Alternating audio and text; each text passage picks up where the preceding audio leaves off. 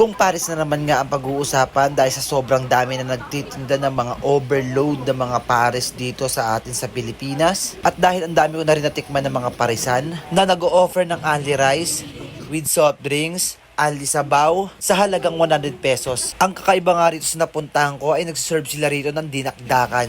Yes mga gar, dinakdakan. Crispy at creamy. At kung hindi mo pa nga natitikman to, tara. Dito lang yan sa Parisan at Tapsilog ni Papa Gars. At located naman ito sa Barangay Bukandala 3, Imus, Cavite.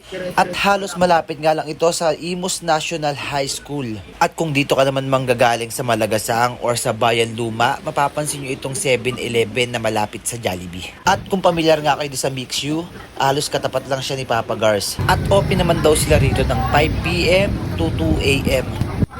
Hello po ma'am, good evening. Ano pong meron sa Paris nyo at anong pong klase kung overload po ba kayo? Meron po. Ano pong klaseng overload dyan ma'am? Naman loob ng baka na may chicharong bulaklak at saka litong pares at laman ng pares. Magkano po yun ma'am? 110 lang po. 1.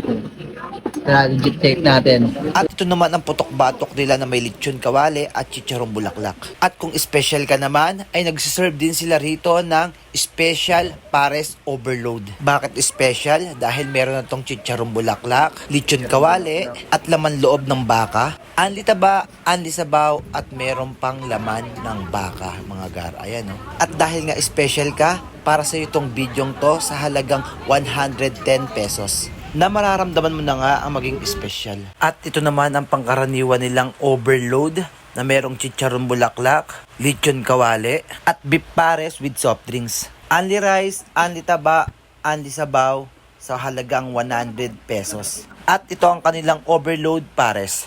Okay, ito naman yung ano nila, beef Paris nila.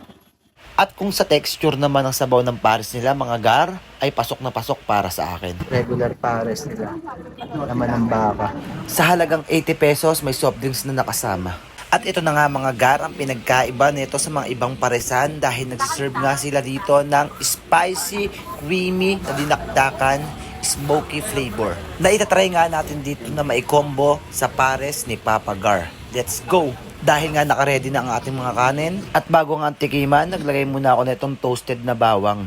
At syempre hindi ito mawawala yung pinaka-favorite ko na onion leaves pag nagpapares ako. Tapos sabay mo pa ng chili oil para may sipa ng anghang. At dahil already na nga ang special pares at dinakdakan natin na may kasama pang soft drinks para makadighay tayo. Kaya naman husgahan na natin yan kung gaano ba kasarap talaga ang Papa Gars.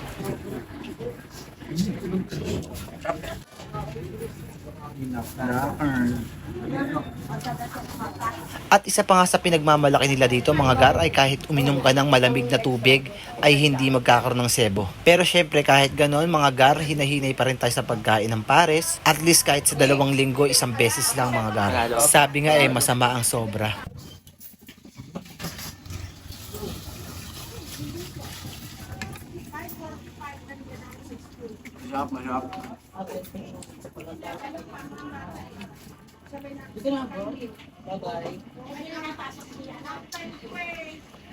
Extra rice.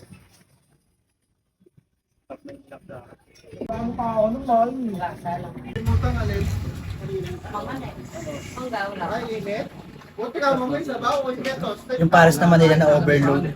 Tingnan natin. Hindi kasama ka na sa ano. Sa frame ka na. Sapa. Sa pantikim. Puti ka tubig. Magnet natin. Sarap.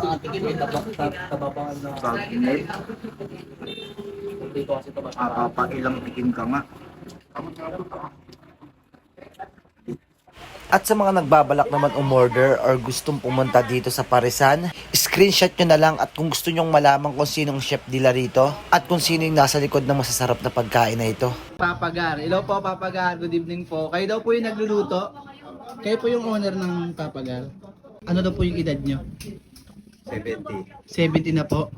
Sa 90. Sarap ng Paris nyo tay. At kung kanina ka pa nga na nanonood, maraming salamat. Please follow and like Janjan TV for more videos. Kita-kits sa next vlog. Sheesh!